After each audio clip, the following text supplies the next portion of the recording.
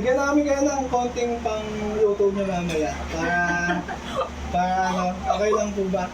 You know what's up, another day, another utang guys. Nandito tayo ngayon sa Bagong Bayan, sa Taguig. May nag-message sa atin, nag-comment sa Facebook live natin nung nakaraan. Nanghihingi ng konting pang medianoche. Actually, ang hinihingi lang ay tasty. So, ngayon dagdagan natin ang pang spaghetti, pang pansit, tsaka 5 kilo bigas. Let's go, punta natin siya.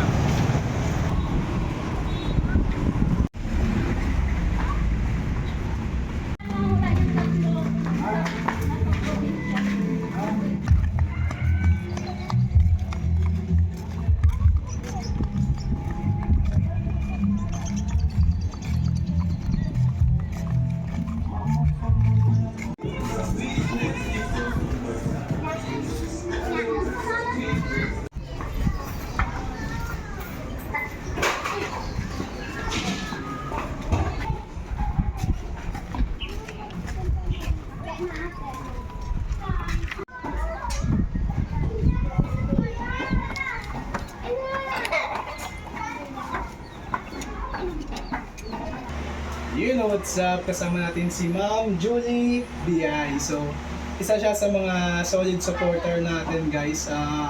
Follower natin siya matagal na kasi kanina nagkikwentuhan kami ni nanay. Na alala niya yung nag-drop tayo dyan lang sa may school, sa tabi ng school. So, sabi niya, hindi na nga daw niya napuntahan at medyo late niya na nakita, baka madami ng tao. So, Nay, ano pong trabaho niyo? Housewife lang. Housewife lang. Medyo, social, no? Housewife. Ay, social. Si nanay, nag-comment siya dun sa Facebook live natin nung nakaraan na sabi niya, pang tasty lang daw, ganun. So, sabi ko, sige nay, message mo kami, ganun. So, dala natin yung tasty ni nanay. Ito. Yan. Dala natin yung tasty ni nanay. So, Wala kaming handa. isipin nyo, tasty pa lang. Huwag na umiyak na. Wala kaming handa talaga. Okay lang yan, nay. So, ano pong trabaho ng asawa nyo? Kung papuntin, ano yan siya, contractor. Pero, ano na kasi 1 month na ako. Wala siyang gawa, wala silang gawa ngayon. So, contractor daw yung asawa ni nanay. Pero almost, Pag-stop kasi yung trabaho. almost 1 month na walang gawa. Ganon yung hirap guys pag parts na nung grupo ng mga freelancer eh. Kasi kung wala kang makuwang project, so tenga kayong lahat, pati yung mga tao mo, tenga kayo. So nakungupang kayo dito, Nay? Okay. So, bigyan namin kayo ng konting pang luto nyo mamaya para okay lang po ba? Sige na. Ito po, may dala po kami dito na grocery. May pang pansit po dito, tsaka pang spaghetti. Maraming salamat. Para makatawid lang po tayo para makatawid tayo sa 2026. So, Maraming tulong na po. wala pong problema na eh. Ilan po ang anak nyo? 5 po. 5? Ako Yung- na nasa probinsya po. Nasa probinsya. Sa pong probinsya nyo? Pampanga. Pampanga. Miken. Oo, may technique ka pala. Masarap magluto mga Kapampangan. Alam mo, ang hirap lang guys, di ba? Kasi di ba mga Kapampangan, masarap sila magluto. Kilala sila sa bansag na masarap magluto. Tapos, ang saklap lang kasi si nanay, wala silang lulutuin ngayong medianoche. So, may lulutuin na kaya dyan. Ikaw na lang bahala sa pansahog. Nagdagan mo na lang. Tapos, may dala din kami ditong 5 kilong bigas.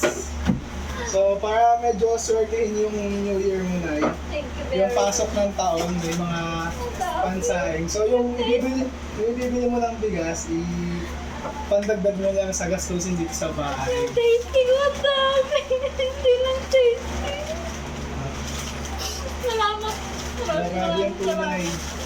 Thank you po. Thank you very much. Medyo kinikilabutan ako kasi di ba, akala natin tayo sa mga bahay natin, okay lang tayo. Tapos sa labas pala ng bahay natin, madami pa na talagang pilit survive yung everyday na pamumuhay natin. So guys, always be kind sa mga taong nakakasalamuha natin sa labas. Hindi natin alam kung anong pinagdadaanan nila. So, yun. Hindi na po kayo magtatagal kasi may pupuntahan pa po kami. Guys, ito pa pala. December 31 ngayon. Mismo, December 31. May kalendaryo ka ba dyan? May Wala. basta December 31 ngayon. Mamaya na yung Noche Buena, mamaya na yung putukan. Humabol lang talaga tayo na mabigyan si nanay ngayon kasi kung bibigyan natin siya bukas, January 1, oo, malaking tulong pa din. Pero hindi na kasi yung pang medianoche, di ba? Hindi na siya aabot. So, pinilit natin na kahit sa kalagitnaan ng pagka-busy ng mga tao, guys, sa supermarket, sobrang busy, sobrang dami, pinilit natin na mapuntahan si nanay. So, yan. Nay, kasi wala kaming dala ng cash ngayon, naubusan kami. May papadala kami sa inyo mamaya pag uwi namin. Pang bili ng ulam. Kasi medyo hindi na kami nakabili, guys, kasi sobrang busy talaga ng mga supermarket. Malaki o maliit na supermarket, busy na. So, ito, pagpasensyahan nyo na ito na yung mga dala namin. Tapos, papadalan pa namin kayo mamaya ng pambili ng sahog. Maraming salamat. Nakipulong ka po. Nice. So, kung bumati mo na yan, kung masabi nyo. Napating mo yung mga anak ko sa probinsya, pinuriturn nyo, minsan na ngayon. Maraming salamat po. Another day, another guys. Thank Wala you pong- very much po. Wala pong ano man ay. Maraming salamat din po sa pagsuporta nyo sa amin. Sa mga nais pa lang humingi ng tulong, pasensya na kayo, hindi namin kayo lahat ma-accommodate. Binabati ko po yung mga anak ko sa Pampanga, yung lahat po ng pamilya ko sa Pampanga. Salamat. Yun. Shoutout pala sa mga taga Pampanga. Sana makaabot tayo dyan soon. Malay nyo. So, sobrang limited pa lang ng resources natin ngayon. Kaya ito pa lang yung naipabot natin kay nanay.